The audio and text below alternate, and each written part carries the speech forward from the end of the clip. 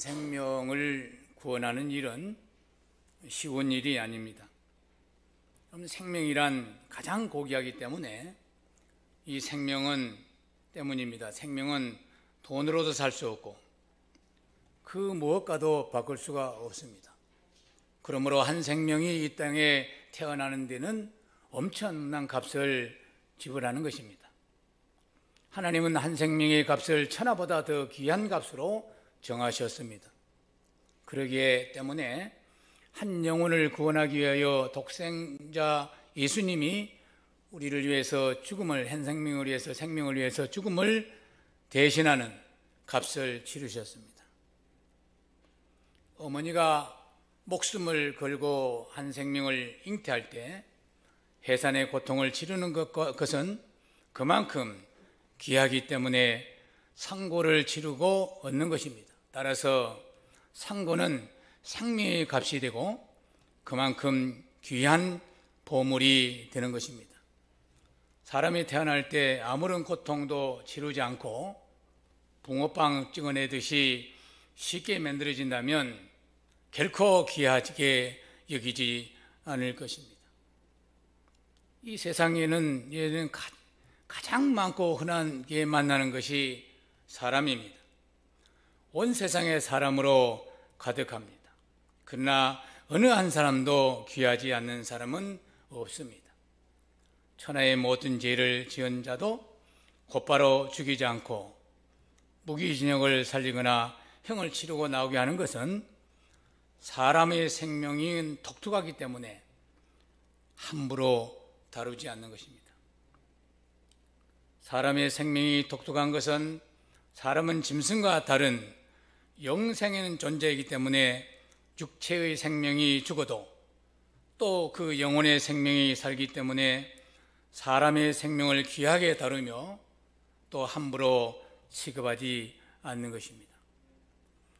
사람은 하나님의 형상과 그 모양으로 지음을 받은 피조물입니다. 하나님이 인간에게 영생하는 생명을, 영을 부여하였기 때문에 사람은 천사보다 높은 차원에서 지음을 받았습니다. 하지만 사람의 영은 육체를 통해서 좋은 영혼으로 지어가도록 독특하게 지음을 받았습니다. 예수 이름으로 구원을 받았지만 예수 그리스도의 형상을 닮아가려면 하나님 말씀을 통해서 또 자라가도록 그렇게 지음받은 피조물입니다. 아담이 죄를 짓지 않았다 해도 아담은 에덴 동산에서 하나님 말씀을 통해서 하나님 아들로 양육되어 그 영혼이 성장되도록 자라야 했습니다. 아담의 범죄 전과 범죄 후에 달라진 것은 죄 사함을 받는 것만 다르지 하나님 말씀으로 자라야 하는 것은 같다는 것입니다. 네 쌍둥이를 양육하는데 네 사람이 붙어서 하루 종일 정성을 다해 키우는 것을 보았습니다.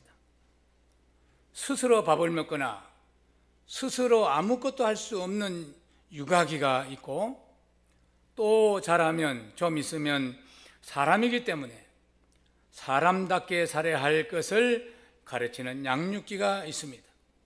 그리고 학교 가서 교육을 받아야 하고 사회에서 사람들과 더불어 살기 위해서 상대방을 세워주는 공동체의 삶도 배워야 하는 것입니다. 이렇게 사람은 짐승과 다르게 고등교육을 받아야 살 수가 있도록 독특한 생명으로 지으셨습니다.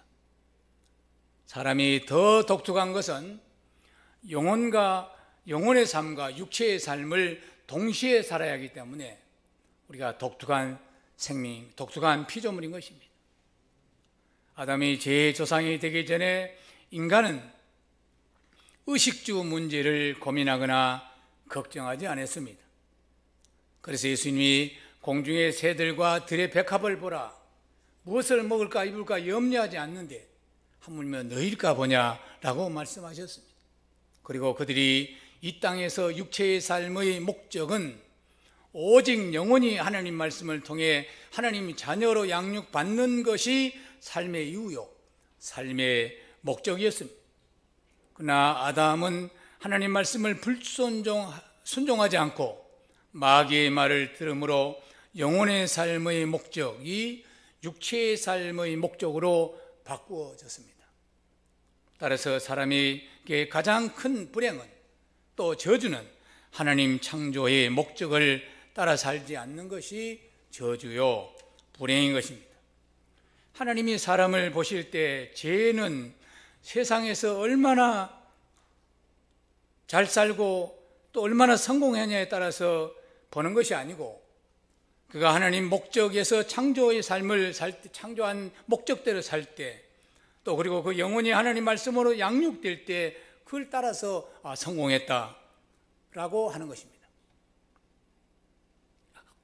아무리 교회를 오래 다녀도 그 사람의 삶이 하나님 말씀을 통해서 영혼이 하나님 자녀로 양육돼야지, 세상 사람들 가치에 빠져 죽기를 무서워하고 세상의 노예로 살아간다면 마치 농부가 추수할 때 쭉정이는 불에 태우고 알곡은 창고에 넣는 것 같이, 똑같이 있어도 한 사람 데려가고 한 사람 버려둔다는 것을 예수님이 말씀했습니다. 오늘 본문 중풍병자가 예수에게 나와서 고침을 받는 이야기입니다. 당시에 당시나 오늘이나 이 사건을 보는 많은 사람들이 관심은 육신의 병을 고치는 데 대한 관심입니다. 하지만 예수님의 치료의 목적은 중풍병을 고치는 데 앞서 그의 영혼의 죄사함을 받는 은혜를 주셨습니다. 하나님 무엇이라도 못하실 수 없지만 하실 수 없는 것은, 죄가 있는 것은 아무것도 못하십니다. 그러므로는 죄를 반드시 예수 그리스도의 이름으로 죄사함을 받아야 하는 것입니다. 하나님은 죄를 초월해서 아무 일도 하실 수가 없어요. 그러므로 우리가 무슨 은혜를 받기에 앞서서 죄사함의 은혜를 반드시 받아야 하는 것입니다. 오늘 이사야서 59장 1절 같이 한번 읽겠습니다. 시작. 여호와의 손이 짧아 구원치 못하심이 아니요 귀가 둔하여 듣지 못하심이 아니라 오직 네 죄악이 너와 하나님 너희 사이를 갈라놓았고 너희 죄가 듣지 않으시게 함이니라. 이는 너희 손이 피해 너희 손가락이 죄악에 더럽혀졌으며 너희 입술인 거짓말하며 너희 혀는 악독을 내미니라. 아멘. 사람이 악하게 된 것은 하나님 은혜를 떠나서 악하게 되는 것이지, 하나님 안에 하나님과 관계가 맺어지고 하나님 안에 있으면 그런 제약된 그런 약한 일들이 없다는 것이에요. 그래서 그 사람의 문제를 보지 말고 죄가 있는지 없는지, 죄와 관계가 있다는 것을 분명히 성경은 말씀하고 있습니다. 죄의 문제가 해결되지 않고는 아무리 기도한다 해도 죄땀 때문에 무슨 일도 하나님 응답도 없는 것입니다. 그래서 하나님은 생활의 복을 주시기 전에 예수 그리스도를 통해서 죄 사함의 은혜를 먼저 받게 하시는 줄 믿습니다. 하나님께 나가는 자는 반드시 예수 그리스도의 십자가 보혈의 은혜를 통해 죄 사함을 받아야 하는 것이 먼저인다는 사실을 늘 우리는 기억해야 될 줄 믿습니다. 그러므로 아담 이후의 사람들에게 가장 큰 복은 죄 사함을 받는 복입니다. 예수님의 보혈의 은혜는 아무리 큰 억만죄라도 깨끗이 눈과 같이 깨끗이 해결되는 그런 능력이 있는 줄 믿습니다. 그러나 많은 사람들이 이 엄청난 사실을 알지 못하거나 또 믿지 않아서 죄 아래 빠져서 죄의 무거운 짐을 살아가고 불행하게 살아가는 것입니다. 심지어 교회를 다니는 사람들까지 죄 사함의 은혜를 받지 않는 채 교회를 다니고 있습니다. 아니면 죄 사함의 확신이 없거나 아니면 율법 신앙으로 자기 행위의 구원을 기준하기 때문에 늘 방황하고 늘 은혜 밖에서 살아가는 것입니다. 우리 성경 하나 더 보겠습니다. 이사야서 1장 18절을 같이 읽습니다. 시작. 여호와께서 말씀하시되 오라 우리가 서로 변론하자. 너희 죄가 좋은 것 같을지라도 눈과 같이 희어질 것이요 진흥같이 붉을지라도 양털같이 희게 되리라. 아멘. 우리가 예수님을 구주로 믿기 전에 죄를 사해 주시기 위해 십자가를 지시고 그 피로 죄를 사해 주심을 우리가 늘 생각하고 믿어야 될 줄 믿습니다. 저는 찬송가 지금 새 찬송가 254장 이 찬송을 강단에서 기도할 때 자주 불러요.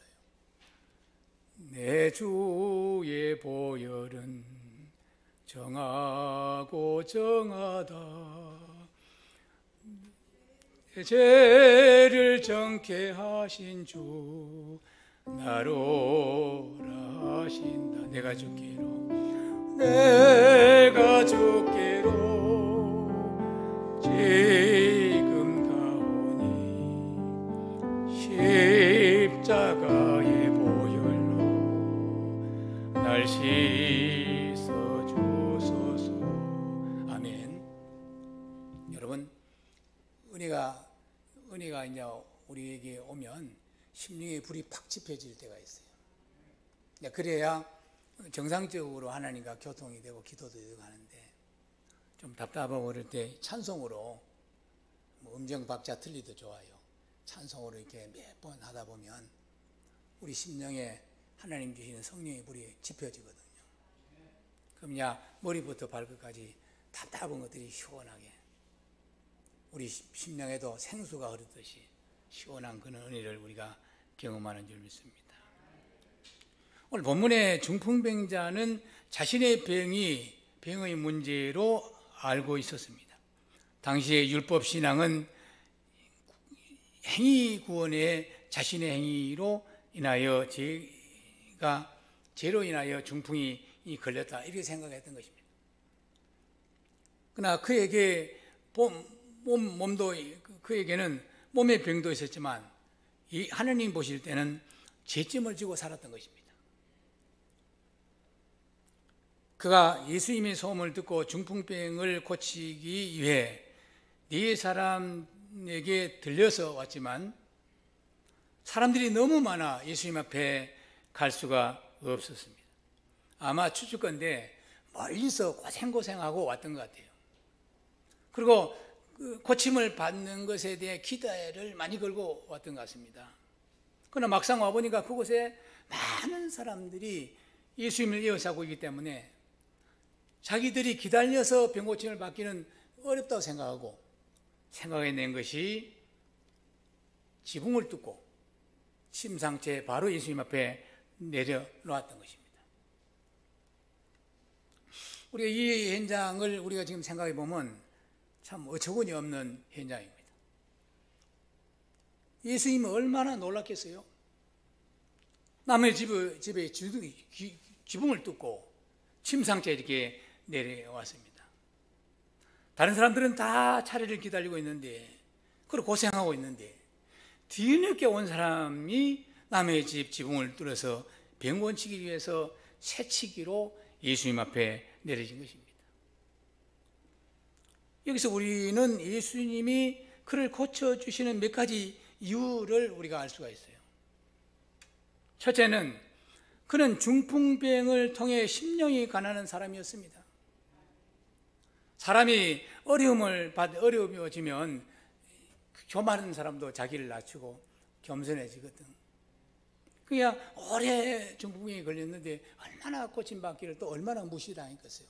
그래서 마음이 심령이 가난했다는 거예요. 여러분, 하나님께 은혜 받기 원하시면 심령을 가난하게 하시기를 축원합니다. 사람들 생각은 몸의 순서로 생각하지만 예수님의 순서는 몸의 순서가 아니고 마음의 순서를 보신 거예요. 오늘 또 우리에게 마음을 얼마나 사모하고 마음을 먼저 앞서고 왔냐, 마음에 우리 주님 은혜를 받기를 원하는 사람이 1번인 줄 믿습니다. 몸의 순서로 보면 그는 새치기 한 사람이며 다른 사람에게 피해를 준 사람이지만 예수님 본 그의 순서는 그 많은 무리 중에서 가장 먼저 예수님 앞에 서 있었다는 것입니다. 우리 마가복음 2장 5절 같이 한번 읽겠습니다. 시작. 예수께서 그들의 믿음을 보시고 중풍병자에게 이르시되 작은 자야 네 죄사함을 받았느니라 하시니라. 여기 작은 자는 심령이 가난한 자입니다. 그래서 우리가 지위가 높든 많이 배우든 교회 오면 자기를 가장 낮춘 사람이 가장 복된 사람이요, 가장 예수님이 높여주고 인정해 주는 사람인 거예요.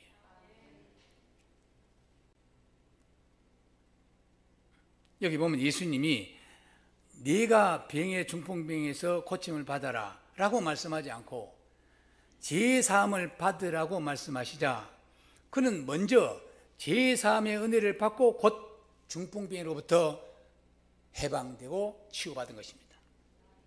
근데 우리에게 두 번째 주는 교훈이 있습니다. 그 교훈은 죄와 병은 항상 연관이 있다는 거예요. 여러분, 성경에도 죄와 병을 같이 기록한 성경이 굉장히 많습니다. 그러니까 우리가 병 따로 죄 따로가 아니에요. 죄를 인하여 네가 예수님이 병을 고쳐주시고 어떤 또 중풍병자에도 네가 다시는 죄를 짓지 마라 했기 때문에 이 죄 사함의 은혜는 어떤 것보다 우리가 먼저 받아야 되고 크다는 사실을 우리가 믿어야 될 줄 믿습니다. 죄가 있는 사람에게 먼저 죄 사함의 은혜를 받게 해야 그 다음에 육체의 문제나 우리 삶의 문제들이 해결해 주신다는 것을 우리가 늘 생각해야 될 줄 믿습니다. 때문에 하나님께 문제를 가지고 나오는 모든 사람들은 먼저 예수 그리스도께서 죄사함의 은혜를 먼저 우리가 배운다는 것을 받아야 된다는 사실을 우리는 왠지 알 때 우리가 전도도 되고 하는 거예요. 우리 아무리 성공해도 죄 가운데 빠져 있고 죄짐지고 있는 사람들은 불쌍히 보이는 눈이 그때부터 생기는 거예요. 죄를 해결받지 않고서는 아까도 말했지만 기도할 수 없습니다. 죄를 해결받지 않는 상태에서 찬송은 내두고 찬송은 소리에 불과한 거예요. 그래서 우리가 예배 앞에서 늘 참회 기도를 드린 후에 예배에 들어가는 것입니다. 아멘. 세 번째는 예수님은 그 사람에게 있는 문제를 육체의 병을 보시기 전에 아까도 말씀드리지만 죄의 문제를 보셨다는 것입니다. 예수님의 관심은 죄 아래 빠진 영혼에게 관심이 있습니다. 그리고 그 사람들의 힘들게 데려온 네 사람들의 믿음도 보셨습니다. 여러분, 본문에 네 믿음이라 하지 않고 저희 믿음을 보시고 중풍병자의 영혼에 제사함을 은혜를 주셨던 것입니다. 이 네 사람들은 예수께 제사함을 이미 받은 우리가 말하면 기존 신자들로 보아야 합니다. 그리고 중풍병자는 믿지 않는, 하나님께 제사함도 받지 못한 그런 우리 이웃, 우리가 알는 친척, 친구, 이런 사람들 거예요. 이들은 한 영혼의 생명이 얼마나 귀한지를 알았기에 남의 지붕을 뚫어서라도 은혜를 받게 하려고 애썼습니다. 이것이 문제나 그런 생각이 안 나요. 남의 집에 지붕을 뚫어 윤리적으로 잘못됐다 이런 생각하기 전에 이 사람 제사함을 받게 해야 되겠다는 것이 앞섰기 때문에 이런 말도 되도 않는 일을 했습니다. 기존 신자들이 새 가족을 데리고 오는 것은 참 부담스럽습니다. 하지만 주님은 몸의 순서보다 마음의 순서를 보시기 때문에 오히려 수고로 데려오고 그 오는 그들이 믿음을 보시고 은혜를 주시기 때문에 우리 열린교회 같이 열악한 환경을 통해서 구원하시기를 기뻐하시는 줄 믿습니다. 한 영혼을 낳기 위해서 해산의 고통이 따르듯이 한 영혼이 주님께 나와 제사함을 받고 하나님의 자녀로 양육되어 가는 데 있어서 어찌 고통이 따르지 않겠습니까? 여러분이 이만큼 믿음이 자랐기까지는 누군가의 수고와 고생이 따랐기에 가능했습니다. 절대로 여러분 믿음이 스스로 자라지 않았습니다. 작은 교회를 다니는 성도들은 많은 성도가 있는 교회보다 좀 믿음이 빨리 자라는 장점이 있습니다. 큰 교회가 2년 만에 대표기도 한번 돌아오는데 이런 작은 데는 매주 대표기도 오니까 우리 장로님들 기도 보니까 정말로 우리나라 최고 큰 교회의 장로보다 기도를 더 잘해요. 아멘. 그러나 단점이 있어요, 여러분. 이 작은 교회에 다니는 데는 또 단점이 있습니다. 그건 자기 자신이 교회에 다니는 것이 마치 내가 도움을 준다는 착각을 하기 때문에 교만하기 쉬운 약점이 있습니다. 여러분, 첫째도 하나님이 하셨고 둘째도 하나님이 하셨고 특별히 교회는 나라입니다. 질서에서 하셔야 하고 바르게 해야 되고 그렇지 않으면 큰 낭패를 봅니다. 어찌 똑같이 일을 했는데 하나님 데려가고 하나님 버리셨다는 것은 하나님 나라의 질서를 어기기 때문에. 여러분, 사탄은 질서를 어긴 자입니다. 자기 주의를 떠난 것이 사탄이 된 거예요. 우리 교회같이 아직 조직이 되지 않는 교회는 묻고 배우고, 또 우리 교회는 우리 교회 시스템이 있어요. 한 예를 들어서 예산도 편성되지 않는, 그렇기 때문에 그걸 다 묻고 알고 해야 되는 거지. 다 예산 편성되고 다 한 일은 그냥 하면 돼요. 근데 그렇지 않습니다. 노마 가면 노마법을 따르라고 우리 교회가 해야 되는 그런 우리 교회대로의 또 그 어떤 법이 있어요. 그래서 여러분, 작은 교회라고 함부로 하지 마시고 주님이 몸된 교회이기 때문에 조심조심 또 조심조심 또 생각하고 주의를 해야 될 줄 믿습니다. 자신이 믿음이 세워지기까지 양육자의 기도와 양육자의 수고는 보이지 않고 스스로 믿음이 생긴 줄 생각을 하는 사람이 있습니다. 우리는 한 사람도 없어야 될 줄 믿습니다.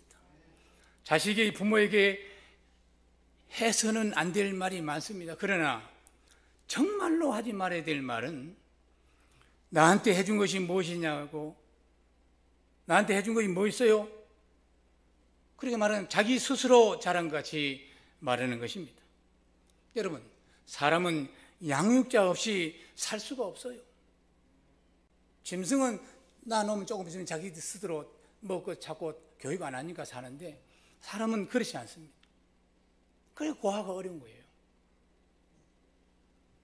마찬가지입니다. 성도가 믿음이 자라기까지는 육신의 부모가 양육하듯이 영적인 부모가 여러분을 양육하고 때로는 훈계하고 그래야 그리스도 장성한 분량까지 구원받은 하나님 자녀가 그렇게 성화되어 가는 것이에요. 오늘 본문 중풍병에서 고침받은 사람도 자신이 메고 온 사람들에게 이렇게 말했대. 내 믿음으로 병고침을 받았다.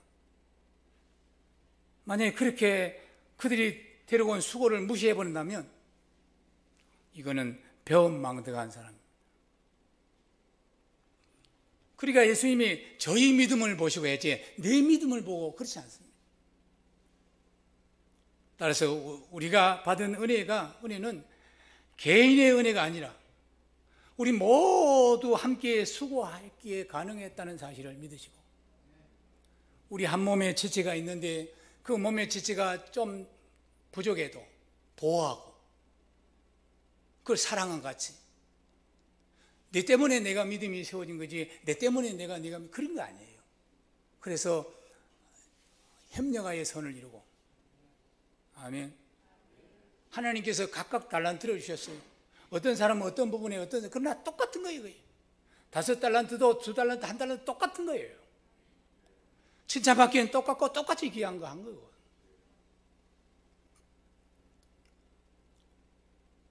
다음 주 우리 열린교회가 이곳에 와서, 이 교회는 서울에서 온 교회입니다. 서울에서도 새생명 축제를 하신 분들이 여기 있어요. 1년 이상 준비해서 그렇게 새생명 준비했고, 그래서 힘들지 않을 수도 있어요. 물론 몇 달 안 되지만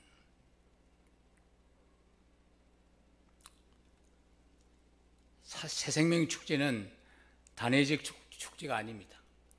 계속해서 이어지므로 길 잃은 영혼을 만날 때 오늘 말씀이 생각났으면 좋겠습니다. 중풍병자를 메고 온 이 네 사람은 아까도 말했 친척이거나 아니면 친구거나 가까운 이웃일 것입니다. 또 기존 신자인 것입니다.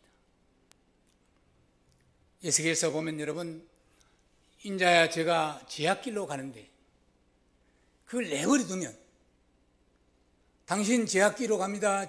지옥길로 갑니다. 당신 망길로 갑니다. 당신 저주의 길로 가요. 당신 제산 받아야 되는데 제산 받지도 않고 인생입니까? 인간입니까? 이렇게 강하게 말하지 않으면 그 사람의 제값을, 피값을 내게 찾는다는 이야기였어요. 저는 그 말씀 때문에 목사 된 사람입니다.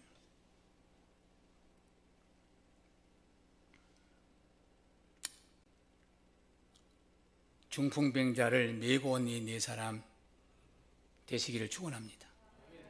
최소한 업고 오지 않는다 하면 정말로 인격적으로 내 받은 믿음을 정말로 마음을 다해서 말은 해야 됩니다.